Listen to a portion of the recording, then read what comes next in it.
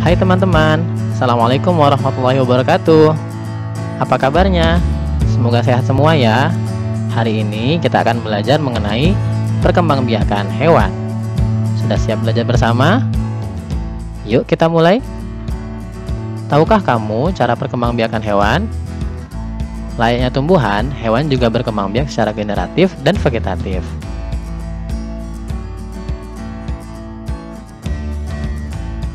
Generatif adalah perkembangbiakan makhluk hidup secara kawin melalui proses pembuahan. Sedangkan vegetatif adalah perkembangbiakan secara tidak kawin tanpa melalui proses pembuahan. Untuk hari ini, Pak Mul akan membahas tentang perkembangbiakan secara generatif ya. Yang pertama adalah bertelur. Bertelur disebut juga ovipar. Ingat ya, telur bentuknya bulat. Jadi, bertelur disebut ovipar. Perkembangbiakan ini dimulai ketika hewan jantan yang memiliki sperma bertemu dengan hewan betina yang memiliki ovum atau telur. Kemudian, setelah ovum dan sperma bertemu, terbentuklah zigot yang berkembang menjadi embrio dan akan membentuk makhluk hidup baru. Nah, proses perkembangbiakan ini terjadi di dalam telur ya. Perhatikan gambar perkembangbiakan ayam berikut ini agar kamu lebih memahami perkembangbiakan secara ovipar.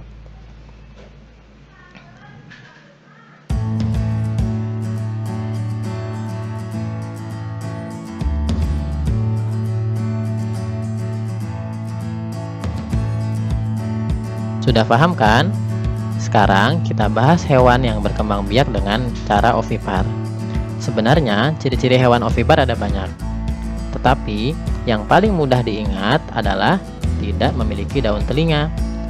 Contoh hewan yang bertelur atau ovipar ada ayam, bebek, merpati, dan masih banyak lagi.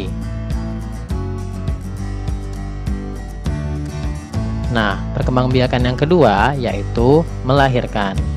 Melahirkan disebut juga dengan vivipar. Sama seperti perkembangbiakan ovipar, perkembangbiakan vivipar dimulai dari sperma yang bertemu dengan ovum. Bedanya, pada perkembangbiakan vivipar, hewan berkembang biak secara internal di dalam induk betina. Embrio akan terus berkembang dan terus tumbuh di dalam perut induknya sampai siap untuk dilahirkan. Hewan yang berkembang biak secara vivipar biasanya adalah mamalia. Contohnya paus.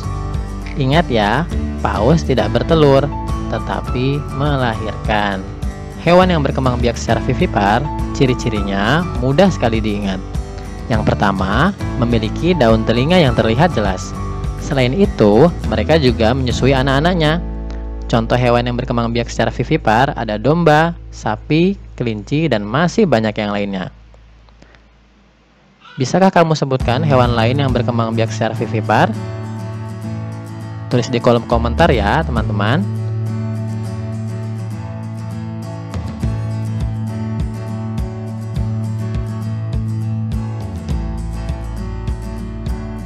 Perkembangbiakan yang terakhir yaitu ovovivipar.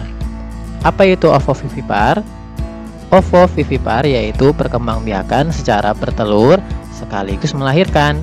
Pembuahannya terjadi di dalam rahim induk. Kemudian telurnya terbentuk di dalam rahim.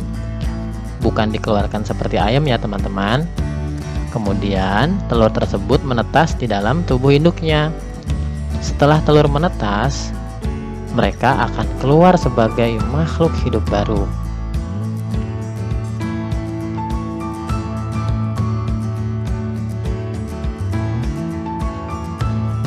Nah, ular termasuk dalam hewan yang berkembang biak secara ovovivipar. Beberapa ular ada yang berkembang biak secara bertelur, melahirkan, atau bahkan juga bertelur sekaligus melahirkan. Contoh lainnya ada kadal, hiu, dan yang terakhir platypus. Platypus sebetulnya berkembang biak secara bertelur. Namun, platypus termasuk mamalia dan menyusui anak-anaknya. Maka platypus dikategorikan sebagai hewan yang berkembang biak secara ovovivipar. Itulah 3 cara perkembangbiakan hewan secara generatif. Masya Allah ya teman-teman, segala ciptaan Allah itu tidak ada yang sia-sia. Untuk menambah wawasan teman-teman tentang perkembangbiakan hewan secara generatif, teman-teman bisa membaca materi tentang perkembangbiakan hewan secara generatif itu di buku JSIT halaman 93 sampai 96. Kemudian kerjakan tugasmu di halaman 97 sampai 98.